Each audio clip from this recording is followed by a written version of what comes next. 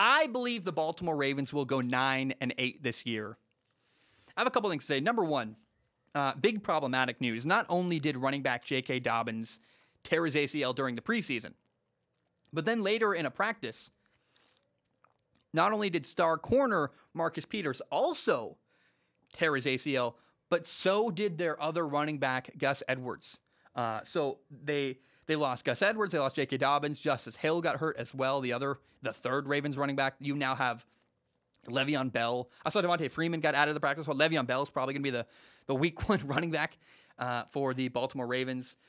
I mean, imagine losing your starting corner is so brutal, and then like your entire running back room got decimated, and you're a team, the Baltimore Ravens, that run the ball really, really heavily. And it's not just that, like, running backs are interchangeable, sure, but the mesh is what I'm worried about. They run the zone read a lot.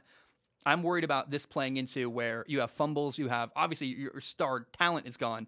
But on top of that, like, could this cause more fumbles? Could this cause more problems with protections where the running back doesn't know where to go? Their guys are learning on the fly.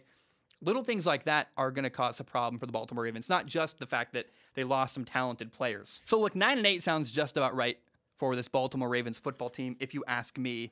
The Ravens did draft receiver Rashad Bateman. The thought was he was going to help Lamar Jackson in the passing game.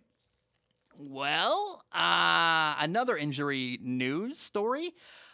He needed surgery after a groin injury, so currently Rashad Bateman, their first-round receiver, is also on injured reserve. The Ravens are trying, man. They brought in guard Kevin Zeitler from New York. They gave him a 3-year, $22.5 million deal. They signed former Steelers tackle Alejandro Villanueva, 2-year, $14 million deal. That, by the way, is a downgrade from their former Pro Bowl tackle Orlando Brown. That trade still is infuriating. Linebacker Matthew Judon also left. He went to New England.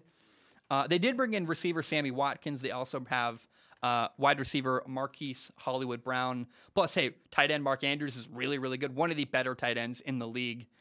It's a league where there's only like 8 really good star tight ends. He is one of them. Look, Baltimore did their very, very best to replace the players that they lost. But the problem is they found some more people that could start in their lineup. But Baltimore did not get better from last year.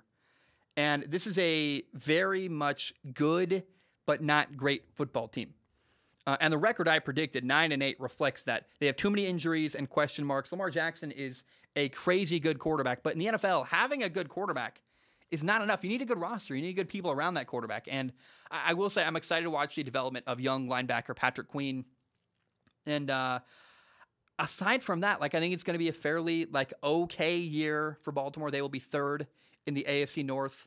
Baltimore has a tough schedule. Week 4, they play at Denver. Week 5, they play the Colts. Week 6, they play the Chargers. Week 17, the Rams.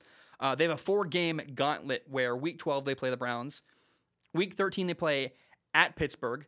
Then Week 14, they play at the Browns. And then Week 15, they have Green Bay come to Baltimore to play Baltimore. That's 4 playoff teams, and 2 of them are the same team in a 4-week span. So that's Browns, Pittsburgh, Browns, Packers again. Bam, bam, bam. That could be 4 losses in a row for the Baltimore Ravens. It is not going to be an easy year at all for Baltimore.